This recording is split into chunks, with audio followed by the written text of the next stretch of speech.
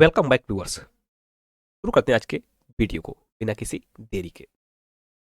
Video का पहला प्रश्न, निम्न में से इस एक के संशोधन के लिए संसद के विशेष बहुमत तथा राज्य विधान मंडलों की स्वीकृति की आवश्यकता नहीं होती है।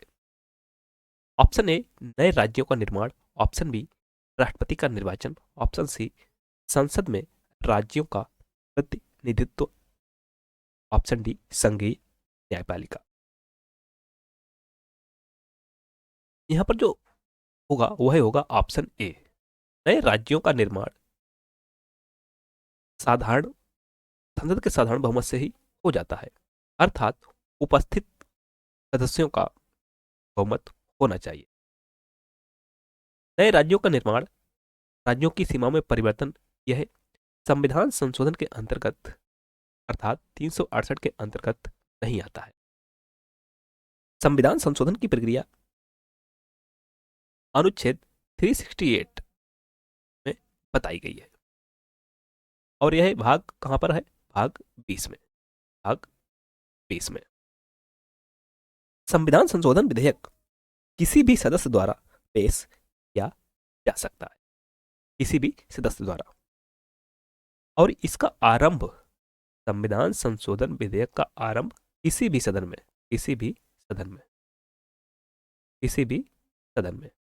ऐसी कोई बाध्यता नहीं है कि इसकी शुरुआत लोकसभा में होगी या राज्यसभा में होगी, किसी भी सदन में इसकी शुरुआत हो सकती है।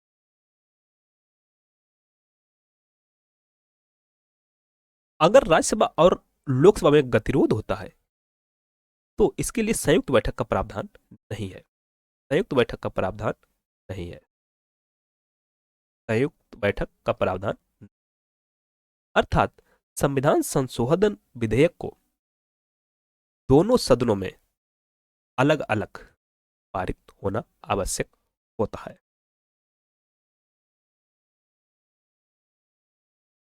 अगला प्रश्न, किसी न्यायाधीश को भारत के उच्चतम न्यायालय का कार्यकारी मुख्य न्यायाधीश नियुक्त किया जा सकता है किसके द्वारा? ऑप्शंस हैं भारत के राष्ट्रपति, विधि आयोग, लोकसभा अध्यक्ष, उप राष्ट्रपति। अब यहां पर बात हो रही है कार्यकारी मुख्य न्यायाधीश। कार्यकारी मुख्य न्यायाधीश अनुच्छेद 226 में इसका उल्लेख किया गया है। अनुच्छेद 226 में उल्लेख किया गया है। अब जो कार्यकारी मुख्य न्यायाधीश है, इनकी नियुक्ति राष्ट्रपति महोदय के द्वारा की जाती है। Option A. एक होते तदर्थ न्यायाधीश। तदर्थ न्यायाधीश अनुच्छेद 127 में इनका उल्लेख किया गया है और इनकी नियुक्ति सीजेआई सीजेआई तदर्थ न्यायाधीशों की नियुक्ति जब की जाती है जब किसी फोरम के लिए न्यायाधीश पर्याप्त नहीं होते हैं। ऐसे में माननीय मुख्य न्यायाधीश के द्वारा तदर्थ न्यायाधीश की नियुक्ति की जा सकती है। उच्चतम न्यायालय एक अभिलेख न्यायालय है, ऐसा बताया गया है 129 में। अर्थात उच्चतम न्यायालय को अपनी अवमानना के लिए दंड देने की शक्ति प्राप्त है और उच्चतम न्यायालय के जो भी फैसले होते हैं वो लोअर न्यायालय पर उनके लिए एक प्रेरणा के रूप में कार्य करते हैं। अगला प्रश्न है, लोक सेवा आयोग, राज्यपाल का कार्यालय तथा आपातकालीन उपबंध कहां से किए गए हैं? ऑप्शंस हैं ब्रिटेन का संविधान, कनाडा का संविधान, ऑस्ट्रेलिया का संविधान, भारत शासन अधिनियम 1935।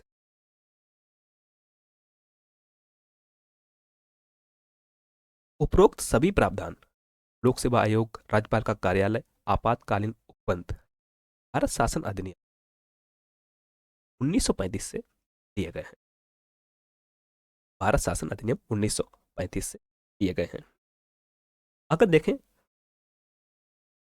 ऑस्ट्रेलिया के संविधान से समवर्ती सूची, कनाडा के संविधान से सशक्त केंद्र के साथ संघीय व्यवस्था,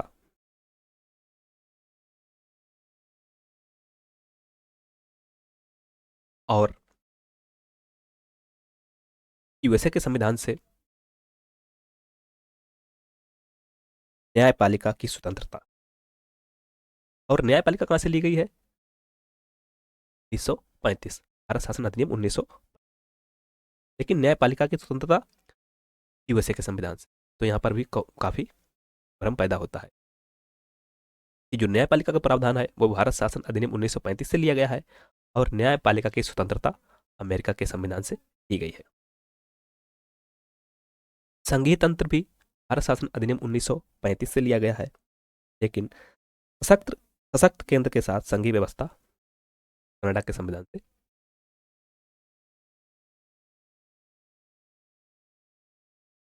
नेक्स्ट क्वेश्चन है, निम्नलिखित कथनों पर विचार करें। राज्य विधानमंडल के गठन में एक रूपता। कह रहा है जो राज्य का विधानमंडल है उसके गठन में एक रूपता नहीं है। आप देखते हैं कि कहीं पर विधानसभा एक ही सदन है, कहीं पर विधानसभा भी है, विधान परिषद भी है। तो जो पहला कथन है बिल्कुल सही है कि राज्य में विधान परिषद है ही नहीं। अधिकतर राज्यों में एक सदनीय व्यवस्था है जबकि कुछ राज्यों में द्विसदनीय व्यवस्था है। सही कह रहा है। अधिकतर राज्यों में एक सदनीय व्यवस्था देखने को मिलती है जबकि कुछ राज्यों में द्विसदनीय है। संविधान के अनुच्छेद 168 में राज्यों में विधायिकाओं के गठन का प्रावधान है। तीसरा भी सही है। जो 68 है वह राज्यों में विधायिकाओं के गठन का प्रावधान करता है।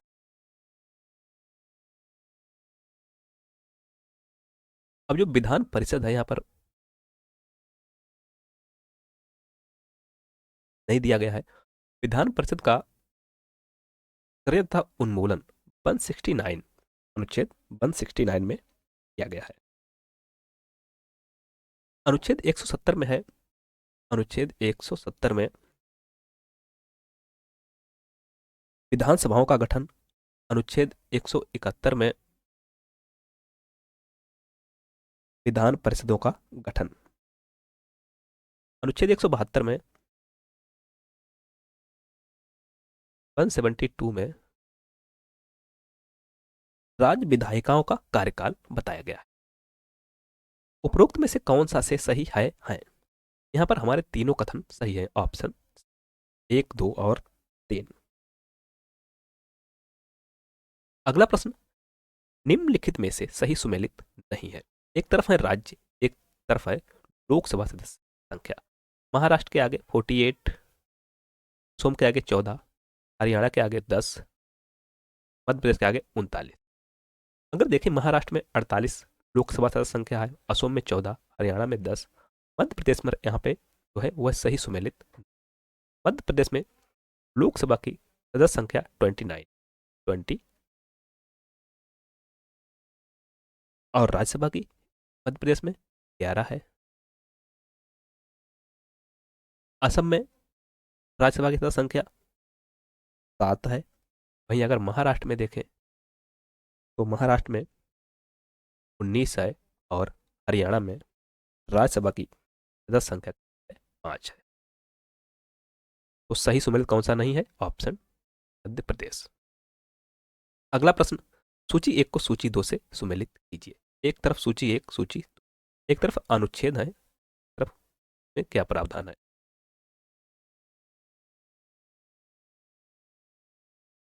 अनुच्छेद 178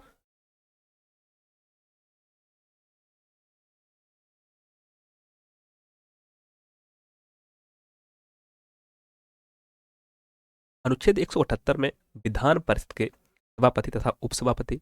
अनुच्छेद 182 के आगे विधानसभा के अध्यक्ष तथा उपाध्यक्ष। अनुच्छेद 170 राज्य विधायिकाओं का कार्यकाल। अनुच्छेद 172 विधानसभाओं का गठन।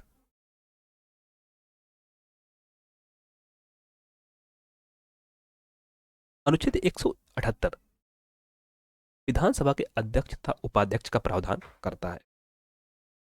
वहीं अनुच्छेद 182 अगर देखें, 182 में विधान परिषद के सभापति तथा उपसभापति का उल्लेख किया गया है।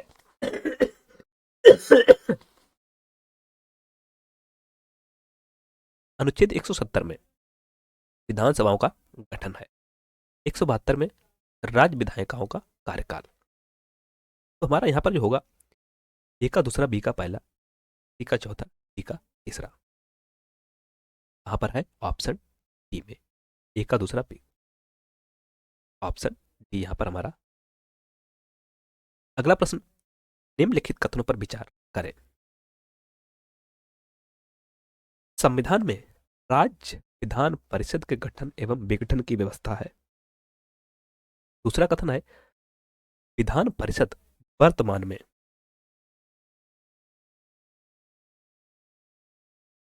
7 राज्यों में उपरोक्त में से कौन सा से सही है? केवल एक, केवल दो, केवल एक और दो नहीं, पर हमसे पूछा है सही। तो अगर देखें तो यहां पर हमारा पहला ही सही है। संविधान में राज्य विधान परिषद के गठन एवं विघटन की व्यवस्था की गई है। कहां पर है? 169 में, अनुच्छेद 169।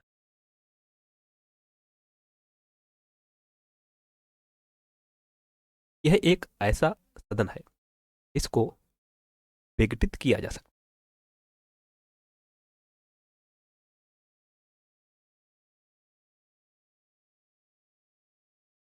अगर देखें दूसरा कथन, तो यहां पर 7 राज्यों की बात हो रही है, यहां पर 6 राज्यों में विधान, वह 6 राज्य हैं आंध्र प्रदेश, तेलंगाना, उत्तर प्रदेश, बिहार और कर्नाटक। तो हमारा जो सही है वह है केवल एक, ऑप्शन।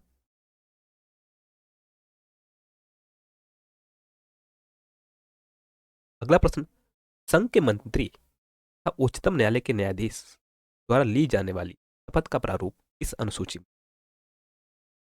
दूसरी अनुसूची, तीसरी अनुसूची, चौथी अनुसूची, सातवीं अनुसूची। संघ के मंत्री तथा उच्चतम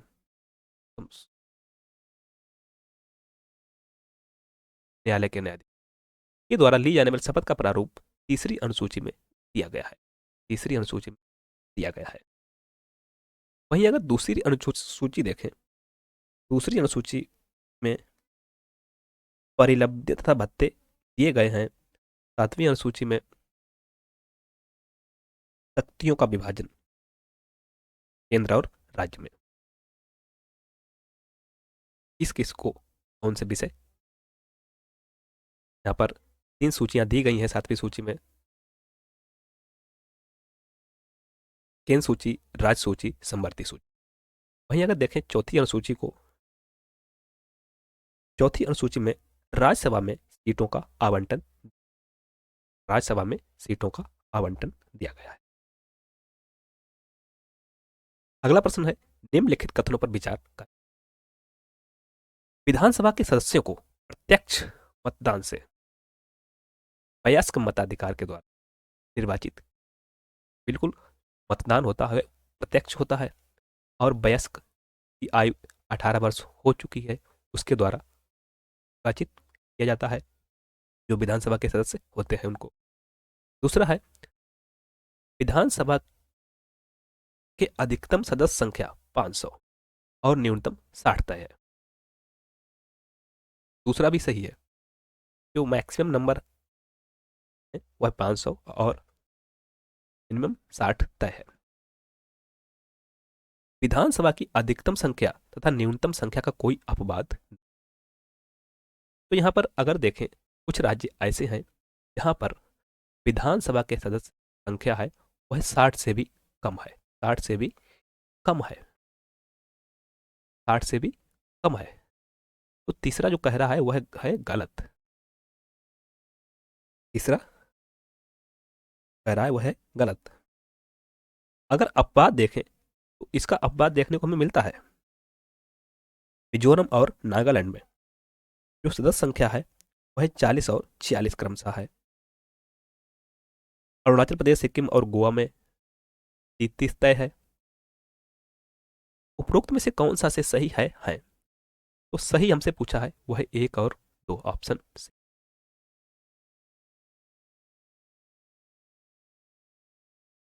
अगला प्रश्न, नागरिकों के लिए एक समान नागरिक संहिता का उल्लेख इस अनुच्छेद में किया गया है। जो इसमें चर्चा का विषय बना हुआ है, यूसीसी। अनुच्छेद 54, अनुच्छेद 42, अनुच्छेद 44, अनुच्छेद 45। नागरिकों के लिए एक समान नागरिक संहिता का उल्लेख अनुच्छेद 44 में किया गया है।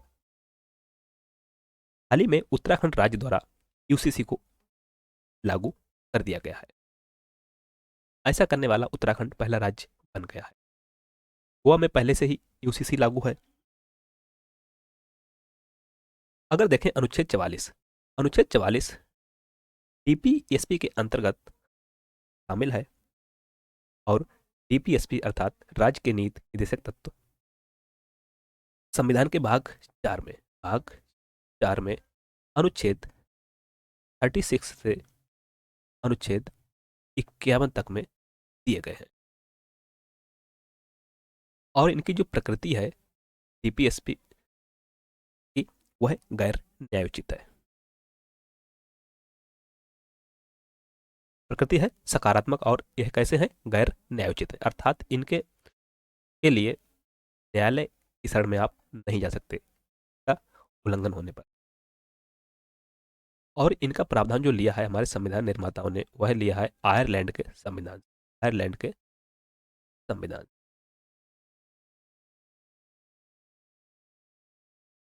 नेक्स्ट क्वेश्चन, विधानसभा के संदर्भ गलत कथन का चयन करें। लोकसभा की तरह विधानसभा भी निरंतर चलने वाला सदन नहीं। बिल्कुल सही कह रहा है। जो लोकसभा जिस तरीके से 5 साल बाद विघटित हो जाती है, वैसे ही विधानसभा भी 5 साल बाद विघटित हो जाती है। विधानसभा का कार्यकाल 5 वर्ष का होता है, सही है। तीसरा है राष्ट्रीय आपातकाल के समय इसका कार्यकाल एक समय में 6 माह के लिए बढ़ाया जा सकता है। चौथा है विधानसभा का कार्यकाल समाप्त होने पर विधानसभा स्वतः विघटित हो जाती है। तो यहाँ पर हमारा चौथा भी सही है। यहाँ पर गलत पूछा है हमसे, गलत कथन।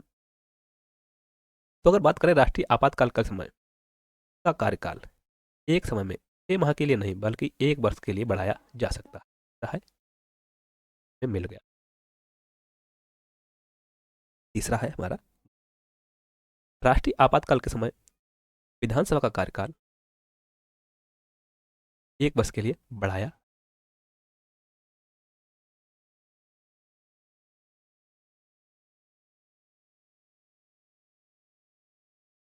अगला प्रश्न, सूची 1 को सूची 2 से सुमेलित कीजिए। राज्यपाल की नियुक्ति अनुच्छेद 153, राज्यों के राज्यपाल अनुच्छेद 155, राज्य का महाधिवक्ता अनुच्छेद 156, राज्यपाल की पदावधि अनुच्छेद 1। आइए मिलाते हैं। अगर देखें राज्यपाल की नियुक्ति को, राज्यपाल की नियुक्ति जो उल्लेख किया गया है वह अनुच्छेद 155 में किया गया। वहीं राज्यों के लिए राज्यपाल होगा ऐसा उल्लेख अनुच्छेद 153 में किया गया है। राज्य का महाधिवक्ता अनुच्छेद 165 में। राज्यपाल की पदावधि अनुच्छेद 156 में दी गई है।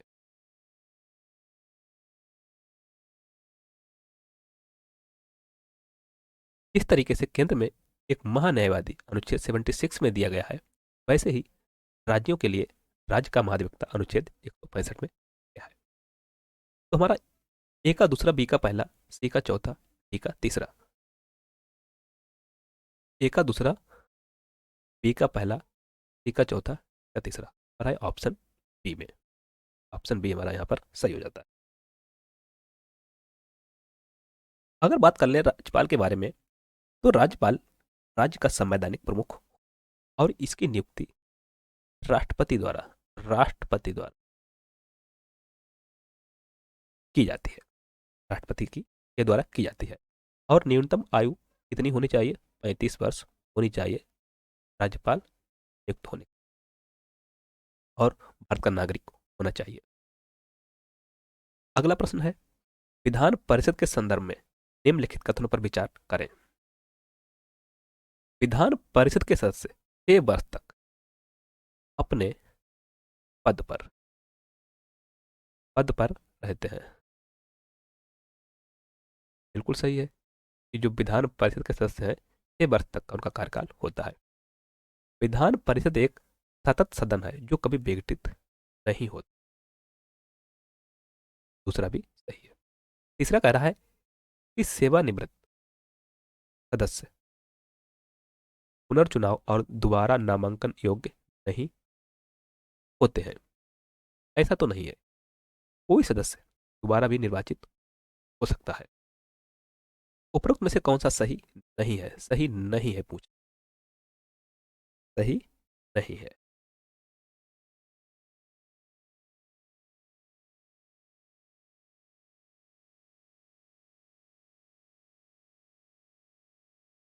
अगर सही नहीं है तो है तीसरा ऑप्शन डी केवल। अगला प्रश्न है, भारत के संविधान की निम्नलिखित में से कौन सी एक अनुसूची संविधान द्वारा मान्यता प्राप्त भाषाओं से संबंधित? 7वीं अनुसूची, 8वीं अनुसूची, 5वीं अनुसूची, अनुसूची।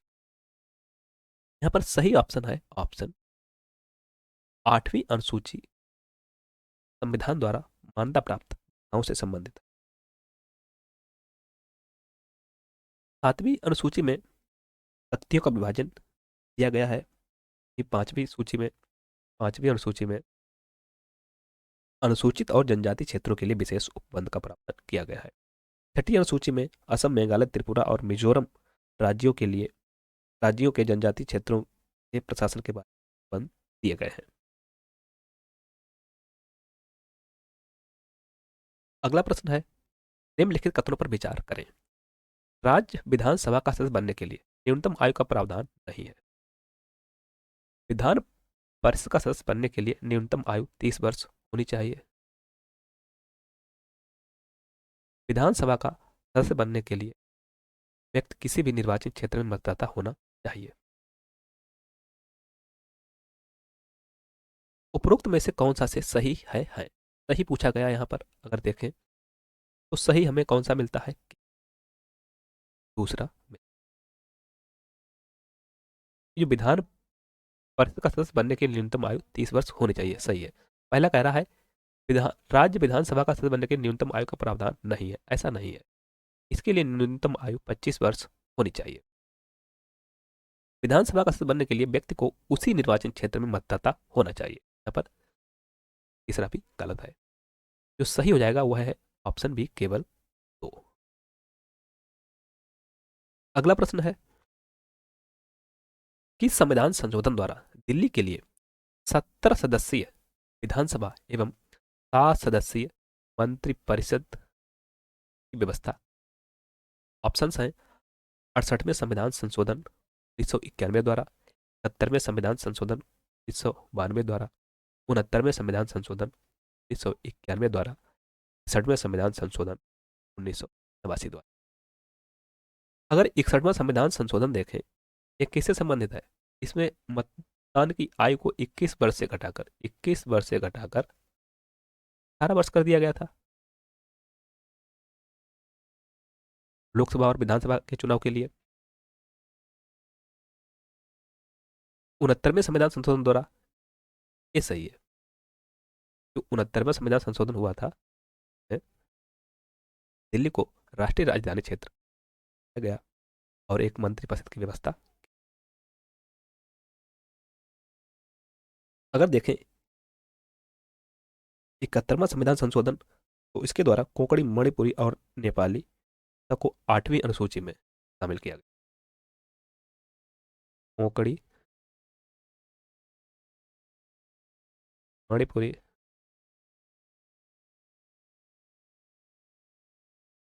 और नेपाली भाषा को 8वीं अनुसूची में शामिल किया गया।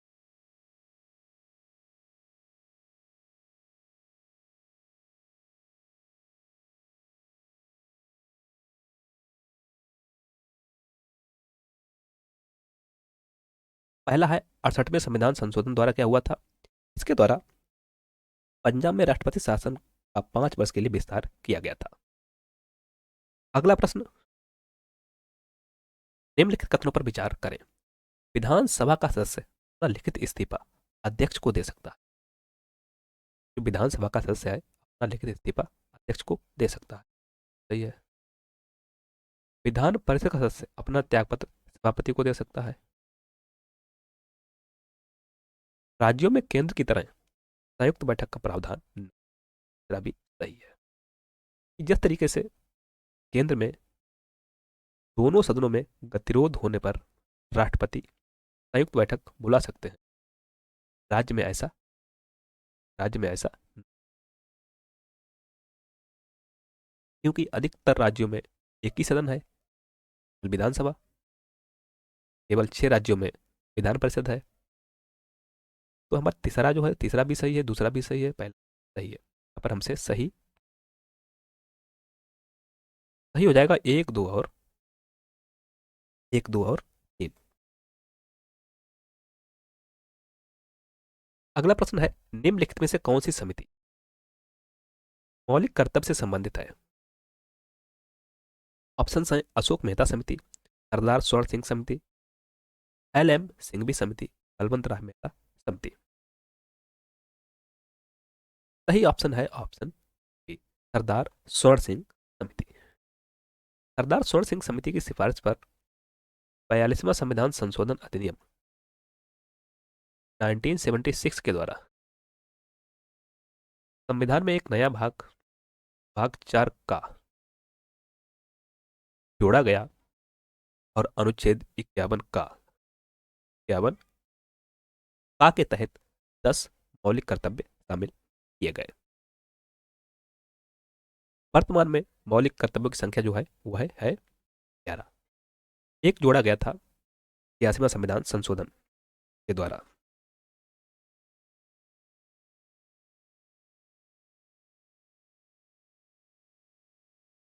अगला प्रश्न, विधानमंडल के पीठासीन अधिकारी के संदर्भ में निम्नलिखित कथनों पर विचार करें।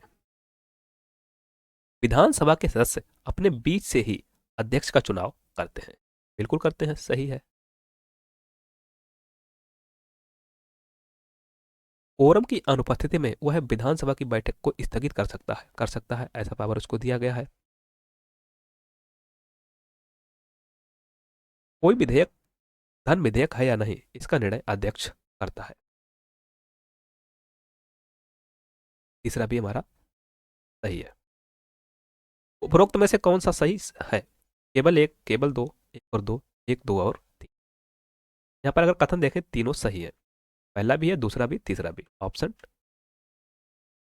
नेक्स्ट क्वेश्चन इज, भारत के उच्चतम न्यायालय में न्यायाधीशों की संख्या में वृद्धि करने की शक्ति इसमें निहित है। ऑप्शन है भारत का राष्ट्रपति, संसद, राष्ट्रपति द्वारा गठित समिति, विधि आयोग। यदि उच्चतम न्यायालय की संख्या में वृद्धि करनी है तो इसके लिए संसद को पावर दी गई है। Option B is correct. अगर बात करें उच्चतम न्यायालय के न्यायाधीशों की संख्या में तो वह मूलतः 7+1 थी, 8 थी। 7 न्यायाधीश और एक अन्य भारत का मुख्य न्यायाधीश बराबर 8 संख्या थी। उसके बाद अगर उल्लेख की बात करें तो अनुच्छेद 124 से लेकर 147 तक में उल्लेख किया गया है उच्चतम न्यायालय के शक्तियों आदि के बारे में। वर्तमान में सदस्य संख्या 34 है। जो न्यायाधीश हैं उनकी संख्या 34 है। और उच्चतम न्यायालय कहां पर है? नई दिल्ली में।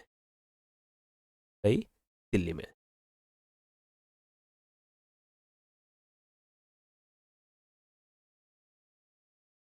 थोड़ा यहीं पर मिस्टेक हो सकती है, स्वास्थ्य ठीक नहीं है, इसके लिए क्षमा चाहूंगा। निम्नलिखित में से कौन से कार्य राज्यपाल द्वारा किए जाते हैं? पहला है आहूत करना, दूसरा है स्थगन करना, तीसरा है सत्रावसान करना, चौथा है विघटन करना। एक और दो, एक दो और तीन, एक तीन और चार, दो तीन और चार। यहां पर जो सही है वह है एक तीन और चार। एक तीन और चार। यहां पर स्थगन का काम जो है वह है अध्यक्ष के द्वारा किया जाता है, बाकी कार्य राज्यपाल के द्वारा किए जाते हैं। Option C is correct.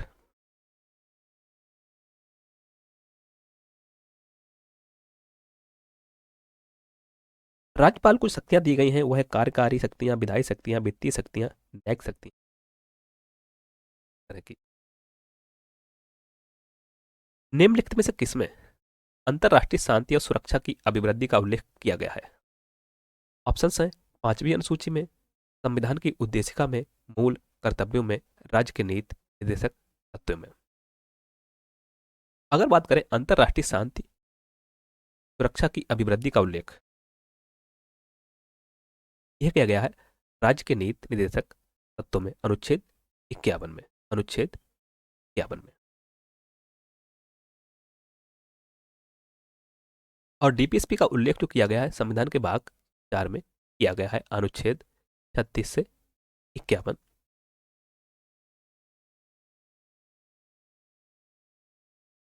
DPSP का प्रावधान कहां से लिया गया है? आयरलैंड के संविधान से। इनकी प्रकृति कैसी है? गैर न्यायोचित, अर्थात सकारात्मक, सकारात्मक है, और ये गैर न्यायोचित है, सॉरी, यह गैर न्यायोचित है, अर्थात इनके उल्लंघन पर न्यायालय की शरण में नहीं जाया जा सकता।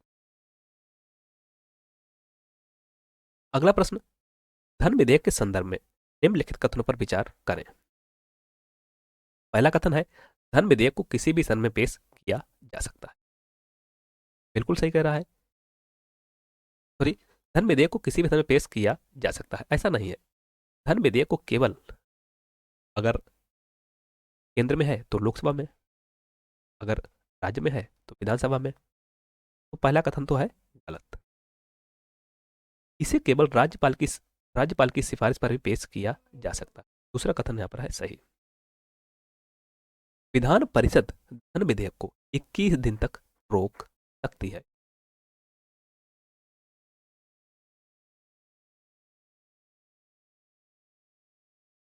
उपरोक्त में से कौन सा से सही नहीं है? सही नहीं है पूछा। अगर बात करें विधान परिषद धन विधेयक को 21 दिन नहीं 14 दिन तक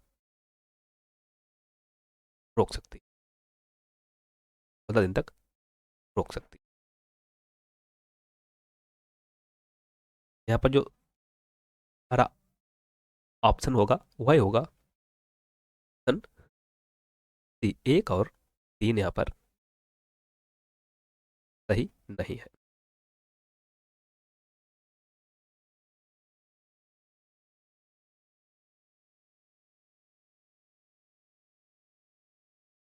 अगला प्रश्न है वैज्ञानिक दृष्टिकोण, मानववाद और ज्ञानार्जन तथा सुधार की भावना का विकास करें। यह उपबंध किस किया गया है? मूल अधिकार में, मौलिक कर्तव्यों में, संविधान की उद्देशिका में, राज्य के नीति निर्देशक तत्व में।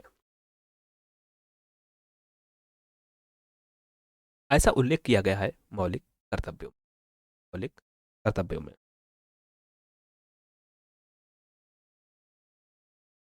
मौलिक कर्तव्य कहां पर दिए गए हैं? भाग 4 का में, भाग 4 का में, अनुच्छेद 51 ए में। और वैज्ञानिक दृष्टिकोण, मानववाद और ज्ञानार्जन की तत्व भावना का विकास करें, यह है 51 का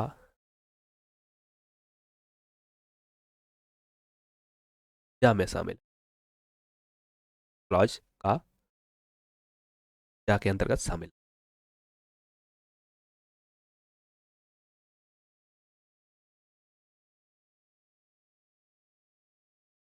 मौलिक कर्तव्यों का प्रावधान यूएसएसआर के संविधान से,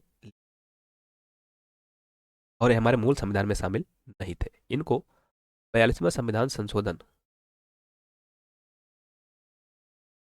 1976 के द्वारा जोड़ा गया। अगला प्रश्न है भारत के संविधान में बजट शब्द का उल्लेख किस अनुच्छेद में किया गया है? अनुच्छेद 108, अनुच्छेद 112, अनुच्छेद 202। अगर बात करें अनुच्छेद 108 की, तो यहां पर क्या दिया गया है? संयुक्त बैठक, 108 में संयुक्त बैठक। अनुच्छेद 112 में वार्षिक वित्तीय विवरण केंद्र का। अनुच्छेद 202 में वार्षिक वित्तीय विवरण राज्यों के मामलों में। यहां पर जो हमारा सही ऑप्शन हो जाएगा वह ऑप्शन हो जाएगा डी, अगर बात करें, संविधान में बजट शब्द का उल्लेख नहीं किया गया है। यहाँ पर वार्षिक वित्तीय विवरण का उल्लेख किया गया है, अनुच्छेद 112 में, अनुच्छेद 202 में।